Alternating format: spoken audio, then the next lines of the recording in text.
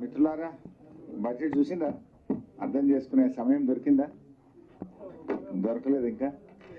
మీ మీ డెస్క్లలో ఆఫీసులలో వాళ్ళు చేసే పని వాళ్ళు చేస్తుంటారు. డెస్క్లన్నీ యాక్టివ్గా ఉండి ఉంటాయి ఈ పాటికి. చలో భయ్, ఏ ఫోటో నికాల్ లియా తో ఓ జాతా కామ్. థ్యాంక్ యూ భయ్యా. మీ డెస్క్లు బాగా పనిచేస్తుంటాయి. కొంత దీనికి ఎక్స్పర్ట్స్ ఉంటారు, కొంతమంది చేస్తున్నారా? अरे भाई क्या करे भाई, रिप्लाई बोलते हैं, क्या बोलते हैं वो क्रिकेट में दिखाते हैं ना बात बात में,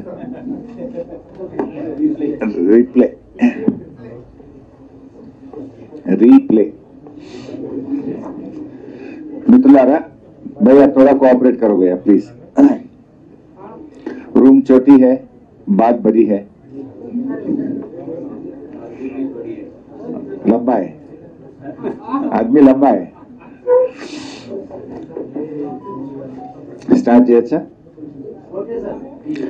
గౌరవనీయులైన జర్నలిస్ట్ మిత్రులందరికీ నమస్కారం. ఈరోజు తెలంగాణ శాసనసభలో రాష్ట్ర ప్రభుత్వం ప్రవేశపెట్టిన బడ్జెట్ ఎట్లా ఉందంటే, ఒక మాటలో చెప్పాలంటే ఆత్మస్తుతి పరనింద. 6 గ్యారంటీలు నీరుగారిపోయినాయి, సంక్షేమం సన్నగిల్లింది, అభివృద్ధి ఆగమ్య గోచరమైంది. గౌరవనీయులు ఉప ముఖ్యమంత్రి బట్టి విక్రమార్క గారు ప్రవేశపెట్టిన బడ్జెట్ అన్ని వర్గాలను కూడా తీవ్ర నిరాశపరిచిందని చెప్పుకోక తప్పదు.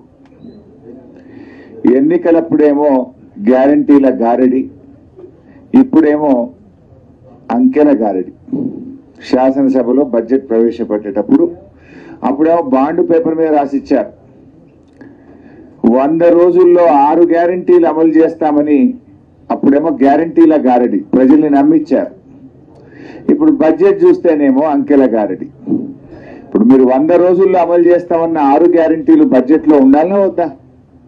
ఏవి బడ్జెట్ లో వాటి కేటాయింపులు ఏవి? దాని ప్రస్తావన ఏది? ఎక్కడ కూడా ప్రస్తావన లేదు. అవ్వాతాతలకు ఇచ్చే 4000 పెన్షన్ గురించి ప్రస్తావన లేదు. మహాలక్ష్మిలో ఇచ్చే 2500 గురించి ప్రస్తావన లేదు. విద్యార్థులకు ఇస్తామన్న 5 లక్షల భరోసా కార్డు ముచ్చట లేనే లేదు. అంటే మొత్తంగా కూడా, అందుకే నేను అనేది, ఓట్ల ముంగట అంకెల గారిడి, గెలిచిన తర్వాత ఓట్ల ముందేమో గ్యారంటీల గారిడి, గెలిచిన తర్వాతనేమో అంకెల గారిడి. ప్రజలను గురిడి కొట్టించేందుకు, భ్రమలు పెట్టేందుకు బట్టి గారు చాలానే ప్రయత్నాలు చేశారు. నిజంగా చెప్పాలంటే మొదటి బడ్జెట్ కదా, ఈ రాష్ట్రానికి ఏమన్నా దశ దిశ ఇస్తారేమో అని ఆశించాం. కానీ ఇది దశ దిశ లేని బడ్జెట్. రాష్ట్రాన్ని తిరోగమన దిశలో నడిపేటువంటి బడ్జెట్. ఏడాదిలో 2 లక్షల ఉద్యోగాలు ఇస్తామన్నారు. 8 నెలలు అయితే అయ్యిపోయింది, 4 నెలలు ఉంది. దాని గురించి ప్రస్తావన లేదు, బడ్జెట్ లో కేటాయింపులు లేవు. రాష్ట్రాన్ని అప్పుల కుప్పగా మార్చారని మరి మా మీద బుర్ర జల్లే ప్రయత్నం చేసినారు. మరి మీరేం చేశారు? బడ్జెట్ లో చూస్తే 57,000 కోట్ల అప్పులు తెచ్చుకుంటామని, గత ప్రభుత్వం తెచ్చిన దానికంటే దాదాపు 17,000 కోట్ల అప్పులు ఎక్కువ తెచ్చుకుంటామని ఈ ఆర్థిక సంవత్సరంలో ప్రతిపాదించారు. పోయినసారి నేను ఆర్థిక మంత్రిగా ప్రవేశపెట్టిన బడ్జెట్ లో 40,000 కోట్లు ఎఫ్ఆర్బిఎం అప్పుల కింద నేను ప్రతిపాదిస్తే, గౌరవనీయులు బట్టి గారు 57,000 కోట్లు ప్రతిపాదించాడు. అంటే ఇంకో 17,000 కోట్లు బడ్జెట్ బారోయింగ్స్ లో ఎక్కువ చూపించారు. ఇక ఈ బడ్జెట్ అనేటువంటిది ప్రజలకు ఇచ్చిన హామీలను, మీ మేనిఫెస్టోను ప్రతిబింబించే విధంగా ఉండాలి. కానీ దురదృష్టం ఏంటంటే కాంగ్రెస్ పార్టీ తన మేనిఫెస్టోను మర్చిపోయింది అనిపించింది. ఎందుకు ఈ మాట అంటున్నా నేను? ఇందాకన్నట్టు వారి 6 గ్యారంటీల్లో మొదటి హామీ, వారి మేనిఫెస్టోలో మొదటి హామీ, మహిళలందరికీ 2,500 రూపాయలు ప్రతి నెల ఇస్తామన్నారు. ఇప్పటికే 8 నెలలు అయిపోయింది. బహుశా ఈ బడ్జెట్ లోనైనా పెడతారేమో. మొదటి హామీ కదా. ఈ రాష్ట్రంలో ఉన్న మరి దాదాపు 1.5 అక్కా చెల్లెలు ఎదురు చూస్తా ఉన్నారు. అందులో 18 ఏళ్ళు దాటిన వాళ్ళు పెట్టుకున్న 1 కోటి మంది ఉంటారు. కోటి మంది అక్కా చెల్లెళ్లకు శుభవార్త చెప్తారేమో అని చూస్తే నిరాశ చూపారు. ఇవాళ 8 నెలలు అయింది. 8 నెలలు లెక్క తీసినా దాదాపు వీళ్ళు ఇప్పటికే 20,000 కోట్లకు పైగా బాకీ పడ్డారు పాతది. పోనీ ఈ బడ్జెట్లన్నా పెట్టి ఇక ముందుకన్నా ఇస్తారేమో అంటే మహాలక్ష్మి పథకం కింద మహిళలకు మహా నిరాశను ఈ రాష్ట్ర ప్రజలకు మహిళలకు కాంగ్రెస్ ప్రభుత్వం నిరాశపరిచింది. ఇకపోతే ఆసరా పెన్షన్లు ఎంతో ఆశగా ఎదురు చూస్తున్నారు. రేవంత్ రెడ్డి గారు అయితే రెచ్చిపోయి ఉపన్యాసాలు ఇచ్చాడు. అవ్వా నీ పెన్షన్ ఎంత వస్తుంది? 2,000. ఇగో డిసెంబర్లో ఇందిరమ్మ రాజ్యం రాగానే నీ పింఛన్ 4,000 అవుతుంది. నీ మన్మడు కాళ్ళు ఒత్తుతాడు, డీజిల్కు పైసలు అడుక్కుంటాడు, పెట్రోల్కు పైసలు అడుక్కుంటాడు అన్నాడు. మరి అడవిని 4,000 డిసెంబర్లోనే ఇస్తాను నువ్వు. ఇప్పుడు జూలై నెలలో ఉన్నాం, ఇప్పటిదాకా రాలేదు. కాంగ్రెస్ పార్టీ నాయకులు ఎన్నికల సమయంలో ఇంటికి 2 పింఛన్లు ఇస్తాం, అవ్వకిస్తాం, తాతకిస్తాం, నౌకరున్నా ఇస్తాం, కొత్త పెన్షన్లు ఇస్తాం, అర్హులందరికీ ఇస్తాం, 4,000 ఇస్తాం అని ఊదరగొట్టింది కదా. 100 రోజుల్లో ఇస్తామని బాండ్ పేపర్ మీద రాసిచ్చింది కదా. ఏమైంది మీ బడ్జెట్లో? ఎందుకు పెట్టలేదు అని నేను అడుగుతా ఉన్నా. అంటే ఇవాళ పేదలకు మేము ప్రాధాన్యత ఇస్తాం, మాది పేదల ప్రభుత్వం అన్నారు కదా. మరి ఇంతకంటే పేదలు ఎవరు? ఆసరా పెన్షన్ అందుకునే దానికంటే ఇంకా నిరుపేదలు ఈ రాష్ట్రంలో ఎవరన్నా ఉన్నారా? వృద్ధులు, అభాగ్యులు, ఒంటరి మహిళలు, చేనేత కార్మికులు, గీత కార్మికులు, వికలాంగులు, మరి ఎయిడ్స్ పేషెంట్లు, డయాలసిస్ పేషెంట్లు, వీళ్ళకంటే పేదలు, వీళ్ళకంటే ఇంకా కష్టాల్లో ఉన్నటువంటి వాళ్ళు ఎవరైనా ఉంటారా? అంటే మీరు అత్యంత పేదలే వీళ్ళు. మరిగా మాది పేదల ప్రభుత్వము, మాది పేదలకు ప్రాధాన్యం అని చెప్పుకునే అర్హతనే మీకు లేదు. అత్యంత పేదలైన అవ్వాతాతలను, ఆసరా పెన్షన్ లబ్ధిదారులను, వితంతువులను, ఒంటరి మహిళల్నే మర్చిపోయింది ఈ ప్రభుత్వం. దారుణ వంచన చేసింది వాళ్ళు. కొండంత ఆశతో ఎదురు చూస్తున్న వృద్ధులకు, వితంతువులకు, ఒంటరి మహిళలకు, దివ్యాంగుల ఆశలు నీరుగార్చింది ప్రభుత్వం. అంటే మీరు 2 ముఖ్యమైనది, మహిళలు మన సమాజంలో అత్యంత ప్రాధాన్యత కలిగినటువంటి వాళ్ళు, వృద్ధులు, వితంతువులు అత్యంత ప్రాధాన్యత కలిగినటువంటి వాళ్ళు. అసలు మీ మేనిఫెస్టోలో అతి ముఖ్యమైన 2టినే మీరు పక్కకు పెట్టిండ్రు.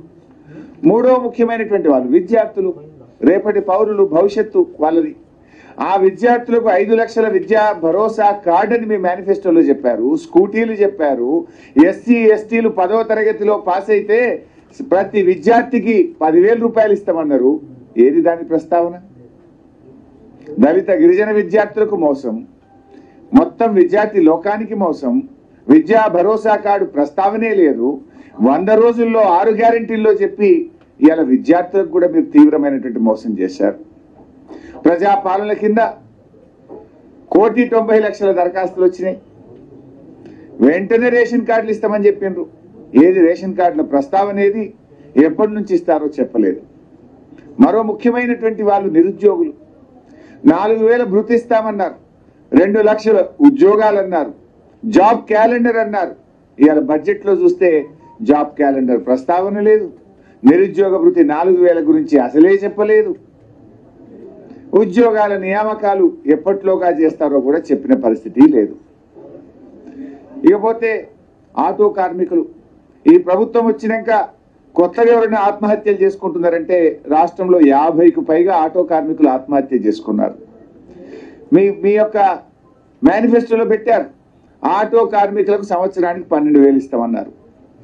మా వృత్తి పోయింది, మాకేదైనా సహాయం చేయండి అని ఆటో కార్మికులు ఇలా గొంతెత్తి రాష్ట్రం మొత్తం కూడా అడుగుతా ఉంటే ఈ ప్రభుత్వం కనీసం అత్యంత పేదవాళ్ళు, రెక్కాడితే డొక్కాడని వాళ్ళు, వృత్తిని నమ్ముకున్న వాళ్ళు, పొద్దున్న లేచి కష్టాన్ని నమ్ముకొని పనిచేసే ఆటో కార్మికులకు తీవ్రమైన నిరాశను మిగిల్చింది, మొండి చేయి చూపించింది ఈ కాంగ్రెస్ ప్రభుత్వం. మాజీ సర్పంచులు, మాజీ ఎంపీటీసీలు మీకు కూడా నెలకు 1,500 పెన్షన్ ఇస్తామన్నారు. వాళ్ళ గురించి ప్రస్తావన లేదు. ఇకపోతే చేనేత కార్మికులు, ఈ ప్రభుత్వం వచ్చిన తర్వాత ఎవరైనా ఆత్మహత్యలు చేసుకుంటున్నారంటే ఇవాళ ప్రతిరోజు పత్రిక చూస్తే చేనేత కార్మికుల ఆత్మహత్యలు ఉన్నాయి. వారికి ఒక ఊరట కలిగించే ప్రయత్నము, వారికి ఉన్న పథకాలు కొనసాగించే ప్రయత్నము, వారికి బడ్జెట్లో కేటాయింపులు గుండు సున్నా చేనేత కార్మికులకు మోసం చేసిండ్రు. హైదరాబాద్ అభివృద్ధిని గత ప్రభుత్వం నిర్లక్ష్యం చేసింది అంటే కళ్ళుండి కూడా చూడలేని కబోదులు అట్లా మాట్లాడతారు. అసలు అది మాట్లాడే మాటని అది బడ్జెట్లో ప్రస్తావిస్తే హైదరాబాద్ ప్రజలు నవ్వుకుంటారు. ఇవాళ చంద్రబాబు నాయుడు గారు ఆ మధ్య మన ముఖ్యమంత్రి అయిన తర్వాత కూడా హైదరాబాద్కి వస్తే ఏమన్నారు? నేను అభివృద్ధి చేశాను, మొన్నటిదాకా పనిచేసిన ప్రభుత్వం నాకంటే బాగా చేసింది అని ఈ రాష్ట్రానికి ఉమ్మడి రాష్ట్రానికి ముఖ్యమంత్రిగా ఉన్న చంద్రబాబు నాయుడు గారు కూడా కేసీఆర్ గారి అభివృద్ధిని ఆయన కొనియాడారు. ఆయన కూడా చెప్పారు, లోకం మొత్తం మెచ్చింది. ఇప్పుడు ఎక్కడో ఉన్న రజనీకాంత్ కూడా హైదరాబాద్కి వస్తే సూపర్ స్టార్ రజనీకాంత్ నేను హైదరాబాద్లో ఉన్నానా న్యూయార్క్లో ఉన్నానా అన్నాడు. రజనీలకు అర్థమైంది కానీ కాంగ్రెస్ గజనీలకు ఇంకా అర్థమైతలేదు. ఎంతో మంది హైదరాబాద్ను మెచ్చుకున్నారు. వాస్తవాలు చెప్తే ఆ బడ్జెట్ ఒక అందం ఉంటుంది, ఒక బాధ్యత ఉంటుంది. కానీ హైదరాబాద్ అభివృద్ధి జరగలేదని మాట్లాడడం ఇట్స్ ఎ జోక్. అందుకే కదా హైదరాబాద్లో మొత్తం సీట్లు మమ్మల్ని గెలిపించి మేము ఒక్క సీటు కూడా ఇవ్వలేదు. కాంగ్రెస్ ప్రభుత్వం ఏ రంగంలో కూడా విజన్ లేదని ఈ బడ్జెట్లో మాకు అర్థమవుతా ఉంది. గత ప్రభుత్వాన్ని నిందించడమే తప్ప ఎన్నికల్లో ఇచ్చిన హామీలపైన దాటవేత వైఖరిని ప్రదర్శించారు. కేసీఆర్ ప్రభుత్వం యొక్క ఘనతలను తమ ఘనతలుగా చెప్పుకునే ప్రయత్నం చేసి అభివృద్ధే జరగలేదు ఈ 10 ఏళ్లలో అని మాట్లాడినారు. అంటే వాళ్ళకే కాంట్రడిక్షన్. వాళ్ళు ఇచ్చిన ఎకనామిక్ సర్వే బుక్లో కానీ వాళ్ళు ఇచ్చిన ఈరోజు బడ్జెట్లో కానీ ఏముంది? ఈ దేశంలో తలసరి ఆదాయంలో తెలంగాణ ఆ గోవా సిక్కిం తప్పితే దేశంలో నంబర్ 1 స్థానంలో తెలంగాణ ఉంది. మేము అధికారం చేపట్టినాడు తెలంగాణ 13వ స్థానంలో ఉండే. 13 తలసరి ఆదాయంలో దేశంలో 13వ స్థానంలో ఉన్న తెలంగాణను ఇవాళ 2 చిన్న రాష్ట్రాలు మినహాయించి నంబర్ 1 స్థానంలో మేము తెచ్చినామంటే మేము అభివృద్ధి చేసినట్ట చేయనట్ట, మేము పని చేసినట్ట పని చేయనట్ట? దాన్ని కేంద్ర ప్రభుత్వం మెచ్చుకున్నది. మీ బడ్జెట్ స్పీచ్లో కూడా చెప్పారు. కానీ అదేదో గత 10 ఏళ్లలో జరిగిన అభివృద్ధి కూడా తమ ఘనతగా చెప్పుకునే ప్రయత్నం చేశారు. ఇకపోతే ఆ తలసరి ఆదాయం కూడా చూస్తే కేంద్ర ప్రభుత్వం అంటే జాతీయ తలసరి ఆదాయం కంటే తెలంగాణ రాష్ట్ర తలసరి ఆదాయం 1,64,063 రూపాయలు ఎక్కువ. ఈ రాష్ట్ర పౌరుడి యొక్క తలసరి ఆదాయం 3,47,299 రూపాయలు అయితే దేశ పౌరుడి యొక్క తలసరి ఆదాయం 1,83,236. అంటే దేశం కంటే 1,64,063 రూపాయలు తెలంగాణ పౌరుడి తలసరి ఆదాయం ఎక్కువ ఉందంటే 10 ఏళ్ల కేసీఆర్ పాలన, 10 ఏళ్ల బీఆర్ఎస్ పాలన ఫలితం అది. ఎందుకంటే మేము అధికారంలోకి వచ్చినాడు తెలంగాణ 13వ స్థానం బాస్. 13 నుంచి ప్రథమ స్థానానికి వచ్చిందంటే అది మా పరిపాలనకు గీటురాయి. ఇకపోతే స్థూల ఉత్పత్తి, ఒక రాష్ట్ర స్థూల ఉత్పత్తి ఆ రాష్ట్ర ప్రభుత్వ పనితీరును కూడా సూచిస్తుంది. ఇవాళ బీఆర్ఎస్ ప్రభుత్వం కేసీఆర్ గారి నాయకత్వంలో అధికారంలోకి వచ్చినప్పుడు 4,51,580 కోట్లు మన రాష్ట్ర స్థూల ఉత్పత్తి జిఎస్డిపి 4,51,580 కోట్లు. ఈసారి ఎంత మనది? 2023-24 వచ్చేసరికి 14,63,963 కోట్లు. మీ బడ్జెట్ బుక్ లోనే చెప్పారు. ఇప్పుడు మీరు 14,63,963 కోట్లకు జిఎస్డిపి పెరిగిందంటే 3 రెట్లు పెరిగిందంటే అది మా పనితీరుకు నిదర్శనం కాదా? గ్రోత్ రేట్ ఎంత? లాస్ట్ ఇయర్ తో చూస్తే 11.9% గ్రోత్ రేట్. అదే జాతీయ వృద్ధి రేట్ ఎంత? దేశం యొక్క జీడిపి గ్రోత్ రేట్ ఎంత? It is 9.1. దేశం కంటే దాదాపు 2% తెలంగాణ వృద్ధి రేటు ఎక్కువగా ఉందంటే అది మా పనితీరుకు నిదర్శనం. ఇవాళ ఇదొక్కటే కాదు, నీతి ఆయోగ్ ఒక రిపోర్ట్ ఇస్తుంది. ఇది ప్రతి 3 నెలలకు ఇచ్చే రిపోర్ట్ నీతి ఆయోగ్ పబ్లిష్ చేసే బుక్. ఇందులో కూడా ఎంత స్పష్టంగా చెప్పిందంటే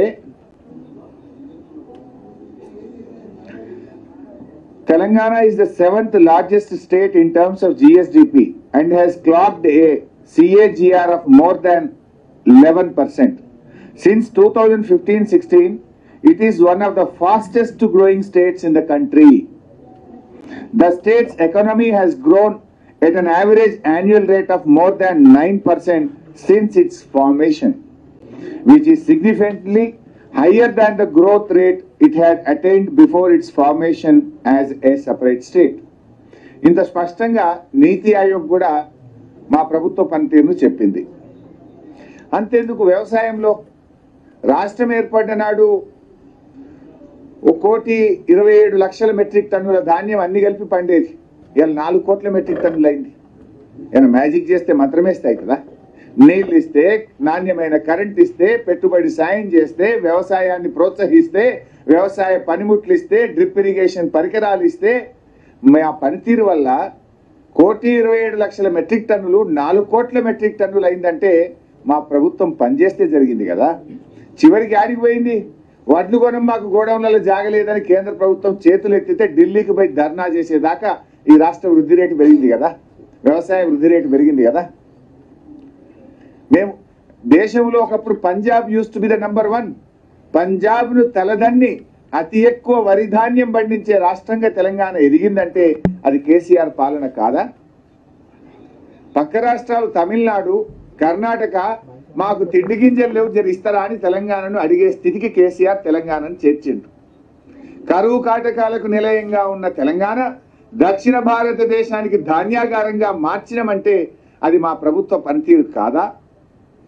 మీరు 10 ఏళ్ల పనే జరగలేదని చెప్తే అంటే ప్రజలు నవ్వుకోరా?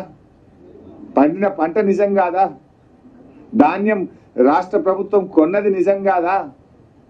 ఇది దాచేస్తే దాగే సత్యమా? మీరు బడ్జెట్లో స్పీచ్లు చెప్పినంత మాత్రాన నిజాలు నిజాలు కాకుండా పోతాయా? నిజాలు అబద్ధాలుగా మారతాయా? రైతు రుణమాఫీ మీరు బడ్జెట్లో చూడండి దయచేసి. రైతు రుణమాఫీ ఏమన్నారు? ఏకకాలంలో చేస్తామని దేవుడి మీద ఒట్లు పెట్టారు. 15th ఆగస్టు కల్లా చేస్తామన్నారు. నేను కూడా నిజంగానే చేస్తారు కదా, దేవుడి మీద ఒట్టు పెట్టింది కదా, మాట తప్పరని నమ్మాను. అంటే మనకు దేవుడి కంటే మన తెలుగు సమాజం ముఖ్యంగా మన భారతదేశంలో దేవుడిని బాగా నమ్ముతాం. మనం మా అన్న అన్నట్టు ఒక దేవుడు కాదు, ఊరూరా దేవుళ్ళ మీద ఒట్టు పెట్టిండు. నేను అనుకున్న బడ్జెట్లో తప్పకుండా 31,000 కోట్లు పెడతారేమో అని ఆశించాను. చాలా క్లీన్గా అబ్జర్వ్ చేశాను. చూస్తే బడ్జెట్ ప్రసంగంలో చెప్పారు మంత్రి గారు 31,000 కోట్ల రూపాయలు మేము ఏకకాలంలో చేస్తున్నామని చెప్పారు. నిజ కేటాయింపులు చూశాను నేను వెళ్ళి. కేటాయింపులు చూస్తే మాత్రం 15,470 కోట్ల రూపాయలు మాత్రమే కేటాయించారు. రుణమాఫీకి కేటాయింపుల్లో బడ్జెట్లో చూస్తే 15,470 కోట్లే కేటాయించారు. మరి 15,470 కోట్లు బడ్జెట్లో కేటాయించి ఏకకాలంలో రుణమాఫీ ఎట్లా చేస్తారు? అంటే వాయిదా వేస్తారా, లేదు ఇంకెక్కడి నుంచి అన్న తెస్తారా? బడ్జెట్లో చూపకుండా ఆడికెళ్ళి తెస్తారు. బడ్జెట్లో మీ రాష్ట్రం ఇలా మీరు బడ్జెట్ పెట్టిందే 2,91,000 కోట్లతో బడ్జెట్ పెట్టారు. సరే, అసలు అంత ఆదాయం వస్తుందా రాదా అవి కూడా చెప్తాను నేను. అందులో ఏం తప్పులు పెట్టిండ్రు అది కూడా చెప్తా. పెట్టిన 2,91,000 కోట్లలో రుణమాఫీ 31,000 కోట్లు చూపించాలన్నా వద్దా? చూపింది మాత్రం 15,470 కోట్లు. మరి ఇక్కడ కూడా అనుమానాలు వస్తున్నాయి. మరి రేపు అసెంబ్లీలో అడుగుతాం, దాన్ని ఎట్లా సాటిస్ఫై చేస్తారో చూద్దాం. రైతు బంధు స్థానంలో రైతు భరోసా అన్నారు. సరే, దానికి ఇంకేదో విధి విధానాలు అంటున్నారు. మరి అది ఎప్పుడు చేస్తారు, ఎంత కోతలు పెట్టరు? వీళ్ళు చూస్తుంటే కోతలు పెట్టడానికి ఇదంతా ఒక నాటకాలు ఆడుతున్నారు. సరే, దాని మీద కూడా రేపు తప్పకుండా అసెంబ్లీలో గట్టిగా అడిగి అర్హులైన రైతులకు అందరికీ వచ్చేటట్టుగా బీఆర్ఎస్ పార్టీ ప్రయత్నం చేస్తారు. మైనార్టీలకు 4,000 కోట్లు బడ్జెట్లో పెడతామన్నారు. వాళ్ళ మేనిఫెస్టోలో చెప్పారు. కానీ ఈరోజు బడ్జెట్లో చూస్తే 3,000 కోట్లే పెట్టినారు. ముస్లిం మైనార్టీలకు ఓ మంత్రి లేడు, ఓ ఎమ్మెల్యే లేడు, ఓ ఎమ్మెల్సీ లేడు. కనీసం బడ్జెట్ కూడా చెప్పిన కాడికి 4,000 ఇవ్వకుండా 1,000 కోత పెట్టిండ్రు. మైనార్టీలకు కూడా అన్యాయం చేసిండ్రు. గ్యారంటీలు గాడి తప్పినాయి, డిక్లరేషన్లన్నీ డీలా పడ్డాయి. రాహుల్ గాంధీ, ప్రియాంక గాంధీ గారు ఇచ్చిన హామీలన్నీ కూడా ఇవాళ నీటి మూటలైపోయినాయి. బీసీలకు ఏం చెప్పిండ్రు? 5 ఏళ్లలో 1,00,000 కోట్లు ఖర్చు పెట్టమని బీసీ డిక్లరేషన్లో చెప్పిండ్రు, మేనిఫెస్టోలో చెప్పిండ్రు. కానీ బీసీలకు బడ్జెట్లో పెట్టింది 9,000 కోట్లే, అంటే 11,000 తక్కువ పెట్టినట్టే కదా. 5 ఏళ్లలో 1,00,000 అంటే సంవత్సరానికి 20,000 రావాలి, కానీ పెట్టింది 9,000, అంటే బీసీల బడ్జెట్లో 11,000 కోత పడ్డది. ఇక బడ్జెట్ స్పీచ్లో చెప్తున్నారు ఆయన, విద్యుత్ కోతలు లేకుండా వేసవి కాలంలో కరెంట్ ఇచ్చారట. ఇచ్చిందా లేదా జర్నలిస్ట్గా మీకే తెలుసు, మీ ఆఫీసులలో ఎంత ఇబ్బంది పడ్డారో మీకే తెలుసు. నా ప్రెస్ మీట్ చూస్తున్న ప్రజలందరూ కూడా అనుకుంటారు కదా, బట్టి గారి మాటలు విన్నారు, నా మీటర్లు వింటున్నారు. 24 గంటలు వచ్చిందా లేదా, ఇన్వర్టర్లు, కన్వర్టర్లు, జనరేటర్లు మళ్ళీ ఇళ్ల పొన్న వచ్చినాయా లేవా? మంత్రుల సమావేశాలు ఎన్నిసార్లు కరెంట్ పోతే మీరే ఫోటోలు వేసిండ్రు, మీరే టీవీలలో చూపించిండ్రు, చీకట్ల క్యాండిల్ పెట్టుకొని మంత్రులు రివ్యూలు చేస్తున్నారు. మేము ప్రాజెక్టులను, పెండింగ్ ప్రాజెక్టులను రన్నింగ్ ప్రాజెక్టులు చేసి ఇవాళ రాష్ట్రంలో లక్షల ఎకరాల్లో కొత్త ఆయకట్టు తెచ్చాం. అఫ్కోర్స్ ఇరిగేషన్ పద్ధతిలో గట్టిగా మాట్లాడతాం, అక్కడ కూడా ఇవాళ ఒక అవాకులు చెవాకులు పెరిగిండ్రు. ఇరిగేషన్ కూడా బడ్జెట్ కేటాయింపులు తగ్గినాయి. పోయినసారి మేము 26,885 కోట్లు పెడితే ఈ ప్రభుత్వం మంత్రి గారు తన ప్రసంగంలో చెప్పారు 22,301 కోట్లు ఏదో పెట్టినట్టుగా చెప్పారు. 22,301, అంటే ఇరిగేషన్ కు కూడా కేటాయింపులు తగ్గినాయి. దళిత బంధు గురించి ప్రస్తావన లేదు. మేము 10 ఇస్తే వీళ్ళు 12 ఇస్తామని చెప్పి మరి వాళ్ళ దళిత డిక్లరేషన్లో పెట్టారు, మేనిఫెస్టోలో పెట్టారు, బాండ్ పేపర్ల మీద రాశారు. కానీ ఇవాళ దళిత బంధు గురించి ప్రస్తావన కానీ, ఎంతమందికి ఇస్తారు, ఎప్పటిలోగా ఇస్తారు, మరి దాని గురించి ఎక్కడా మాట్లాడలేదు. గిరిజన బంధు ఊసే లేదు, గిరిజన బంధు గురించి ఎక్కడ కూడా ప్రస్తావన అసలే లేదు. ఇవన్నీ ఒక రకంగా ఇట్లా ఉన్నాయి. ఇకపోతే కళ్యాణ లక్ష్మి, తులం బంగారం, ఇవన్నీ లోపల చెప్పుదామన్నా, ఇలా కొంచెం ఇలా ఓన్లీ కొన్ని పాయింట్స్ వరకే చెప్పుదాం. ఇకపోతే ఆసరా పెన్షన్లో ఇందాక నేను చెప్పిన 7,437 కోట్లు పోయినసారి పెడితే ఈసారి 7,376 కోట్లు పెట్టింది, అంటే కొంచెం తక్కువ చేశారు బడ్జెట్ ఎస్టిమేట్. 7,437 లాస్ట్ టైం ఉంటే ఈసారి 7,376, అంటే పోయినసారి కంటే తగ్గింది. అంటే ఇప్పుడు ఈ ఏడాది కొత్త పింఛన్ ఇయ్యరు, భర్త చనిపోయినా పింఛన్ ఇయ్యరు, ఇంటికి 2 ఇయ్యరు, 4,000 ఇయ్యరు, అన్ని ఉత్తాయి అన్నట్టు కదా. ఇంకేమైనా కమ్మి పెట్టుడే తప్ప ఇచ్చులేదు. ఇక పోయినసారి 7,437 ఉంటే ఈసారి 7,376 చేసిండు. అఫ్కోర్స్ ఎస్సీ కాంపోనెంట్ వేరే ఉంటుంది, అది ఇది కలిపినా పోయినసారి కంటే తక్కువనే ఉండదు. అంటే కొత్త పెన్షన్లకు మంగళం పాడిండ్రు, 4,000 ఇస్తామని చెప్పి మోసం చేసిండ్రు. ఇకపోతే ప్రభుత్వ ఉద్యోగులు, బడ్జెట్లో ఉద్యోగుల కేటాయింపులు ఏం పెరగలే. పెన్షన్లు, జీతాల విషయంలో 3 పాయింట్స్ ఉన్నాయి, ఇక్కడ 4 పాయింట్స్. నార్మల్గానే ఎంప్లాయీస్కు 5 to 10% పెరుగుతుంది. ఈ ప్రభుత్వం 5 DL బాకీ పడ్డది, 5 DL బాకీ పడ్డది. ఈ 5 DL ఇస్తే కనీసం 8,000 కోట్లు అదనంగా కావాలి, 8 నుంచి 10,000 కోట్లు అదనంగా కావాలి. దానికి ప్రొవిజన్ లేదు. పిఆర్సీ పెండింగ్ ఉంది కదా, ఆల్రెడీ మొన్ననే చేసేది ఉండే, ఎక్స్టెండ్ చేసిండ్రు, మీరు అక్టోబర్కు ఎక్స్టెండ్ చేసిండ్రు. అక్టోబర్లో పిఆర్సీ నివేదిక వస్తే ఎంత లేదన్నో 25-30% పెంచాలి కదా. మీరంతా కేసీఆర్ లెక్క ఎట్లా పెంచారు? మీరు కేసీఆర్ గారు 73% పెంచాడు, 2 పిఆర్సీల్లో 73% పెంచాడు. ఎంత లేదని 30% అనే పెంచాలి కదా, తక్కువ. మరి కేసీఆర్ కంటే ఎక్కువ పెంచి ఇంకా మంచిది, వి వెల్కమ్, పెంచాలనే కోరుకుంటాం. మరి ఆ పిఆర్సీ ప్రస్తావన కానీ దాని కేటాయింపులు బడ్జెట్లో లేవు. మూడవది 2 లక్షల ఉద్యోగాలు మొదటి సంవత్సరం ఇస్తామన్నారు కదా, మరి దానికి కొత్త ఉద్యోగులు వస్తే వాళ్ళ జీతాలకు తగ్గ బడ్జెట్ పెంచాలన్నా వద్దా? దీన్ని బట్టి ఏమర్థమవుతుంది? 5 DL గురించి ప్రస్తావన లేదంటే ఇచ్చేటట్లేరు, ఎగబెట్టేట్టున్నారు. పిఆర్సీ కోసం పెరిగే దానికి అనుగుణంగా నిధుల కేటాయింపు పెరగలేదు అంటే పిఆర్సీని కోల్డ్ స్టోరేజ్లో పెడతారా అని అనుమానం కలుగుతున్నది. మూడవది 2 లక్షల ఉద్యోగాలు ఇస్తే 2 లక్షల మందికి బడ్జెట్లో కేటాయింపు ఉండాలి కదా, ₹1 కూడా పెంచలే. అంటే దీన్ని బట్టి 2 లక్షల ఉద్యోగాలు కూడా నిజంగానే ఇస్తారా, ఇయ్యరా? 8 నెలలు అయితే అయ్యేపోయింది, ఉన్నది 4 నెలలు. దానికి అనుగుణంగా కూడా కొత్త ఉద్యోగస్తులకు అవసరమైన బడ్జెట్ కేటాయింపులు బడ్జెట్లో లేవు.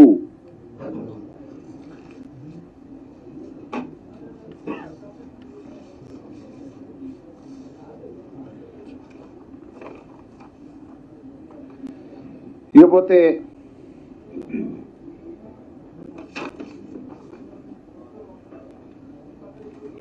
బడ్జెట్లో ఇంకొన్ని ముఖ్యమైన విషయాలు. ఆ రోజు ఈ ప్రభుత్వం కేసీఆర్ గారి ప్రభుత్వం ఉన్నప్పుడు బెల్ట్ షాపులు బాగా పెంచారు, ఆదాయం పెంచుకుంటున్నారు, ప్రజల ఆరోగ్యం దెబ్బతింటున్నది. మమ్మల్ని ఒక తిట్టులే. ఇవాళ వీళ్ళు ఏం చేస్తుండ్రు? పోయినసారి నేను ప్రవేశపెట్టిన బడ్జెట్లో అసెంబ్లీలో ఎక్సైజ్ ద్వారా వచ్చే ఆదాయం 2023-24 సంవత్సరంలో నేను పెట్టింది 18,470 కోట్లు.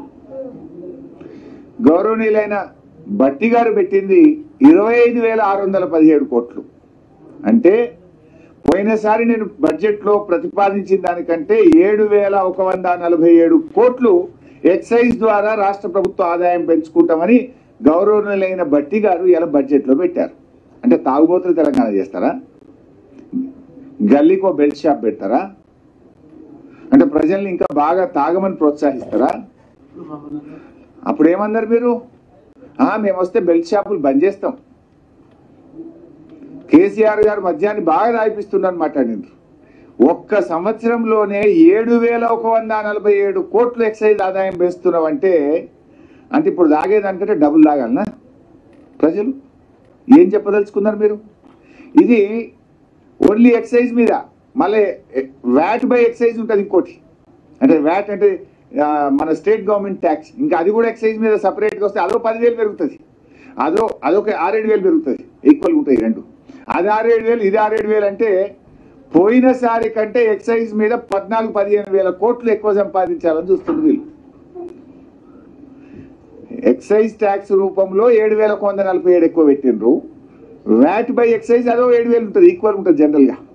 అంటే 14-15 వేల కోట్లు మద్యం మీద ఎక్కువ సంపాదించాలనుకుంటుంది ఈ ప్రభుత్వం. అంటే తాగుబోతులు తెలంగాణ చేస్తారా అని అడుగుతున్నాను నేను భట్టి గారిని, రేవంత్ రెడ్డి గారిని.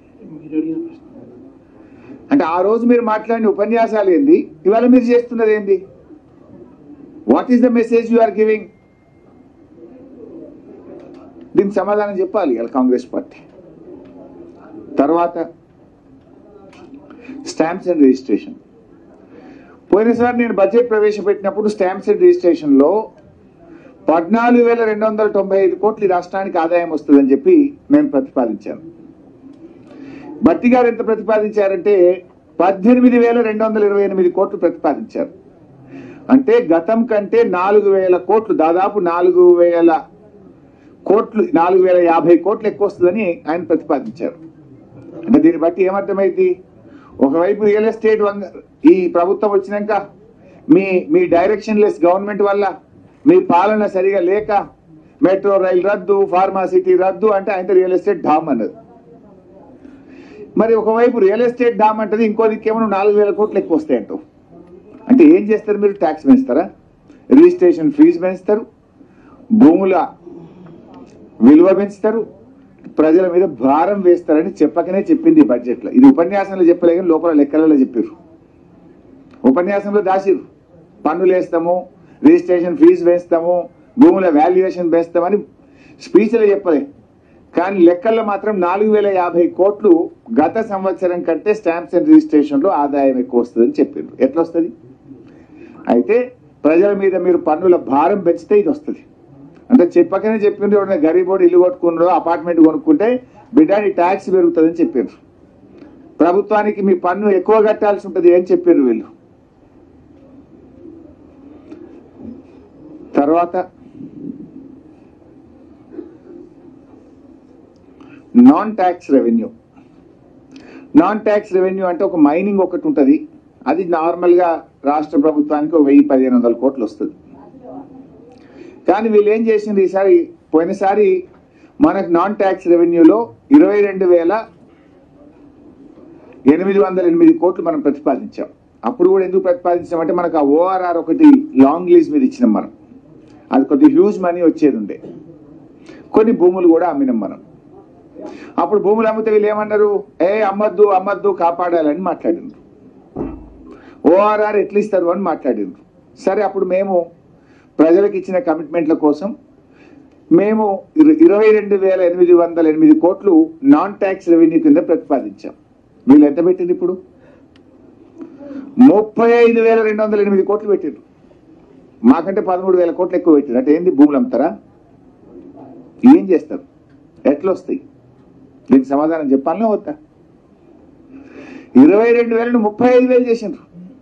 అంటే ఇంకా 13,000 కోట్లు. అంటే మొత్తం రాష్ట్రంలో భూములన్నీ అమ్ముతారన్నట్టు వీళ్ళు.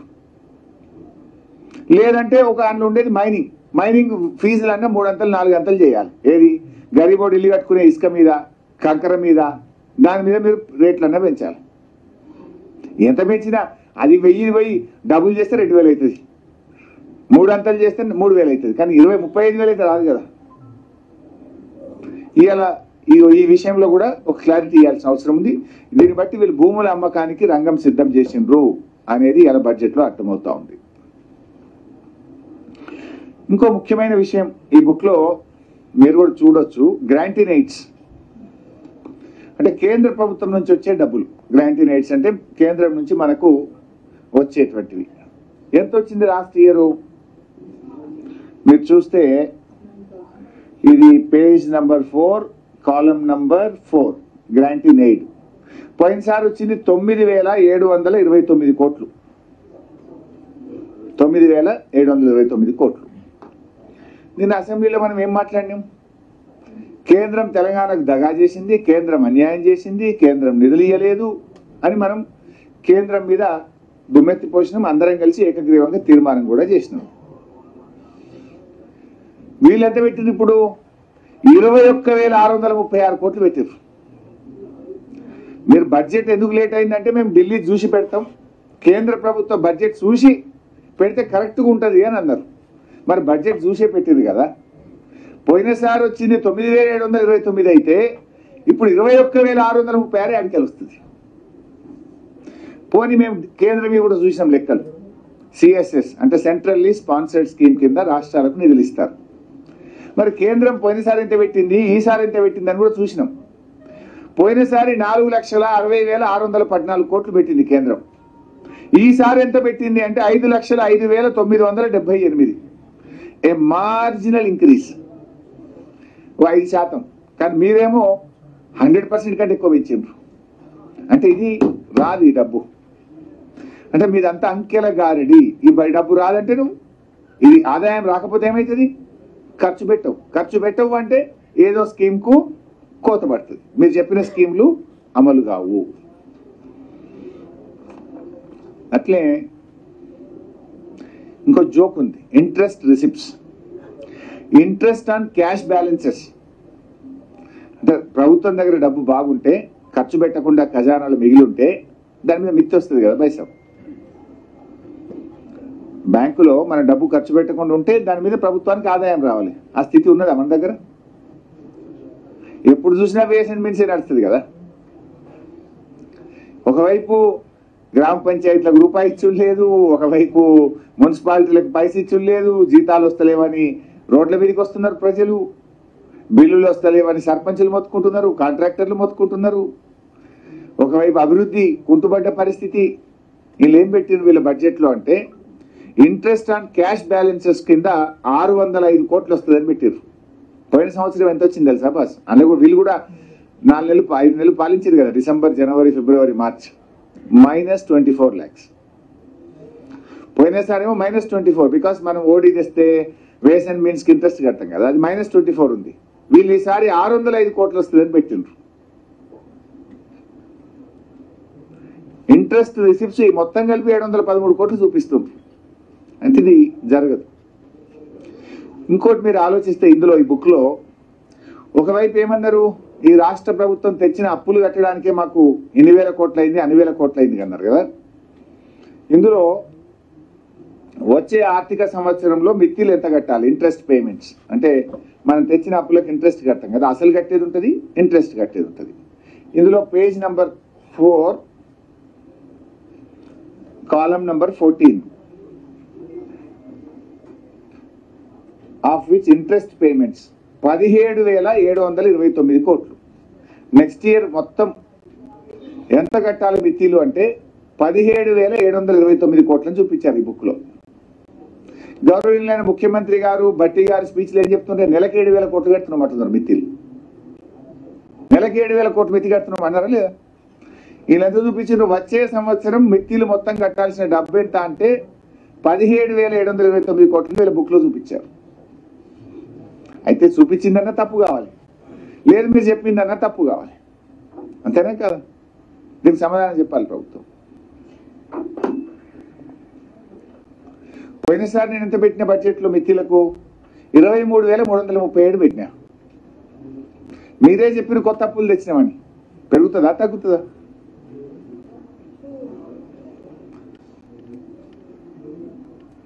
పబ్లిక్ డెట్ రీపేమెంట్ అంటే అసలు కట్టేది కూడా ఉంటుంది కదా, అది కూడా ఎంత చూపించారు నెక్స్ట్ ఇయర్ కు 13,117. మితి ఏమో 17,729, అసలేమో 13,117. రెండు కలిపితే కూడా 30,000 కదనే. 30,000 అంటే 12 నెలల మీద ఎంత అవుతుంది? నెలకు 2,500. మరి మీరు చెప్తున్నది ఏంటి? దీనికి ప్రభుత్వం సమాధానం చెప్పాలి. అఫ్కోర్స్ అసెంబ్లీలో మాట్లాడతాం, బట్ మీకు కూడా కొంచెం స్టోరీస్ రాయడానికి, వాస్తవాలు మీ ద్వారా ప్రజలకు పోవడానికి, వీళ్ళ అబద్ధాలను ఎక్స్పోజ్ చేయడానికి మీ ద్వారా కూడా చెప్పే ప్రయత్నం చేస్తున్నాం.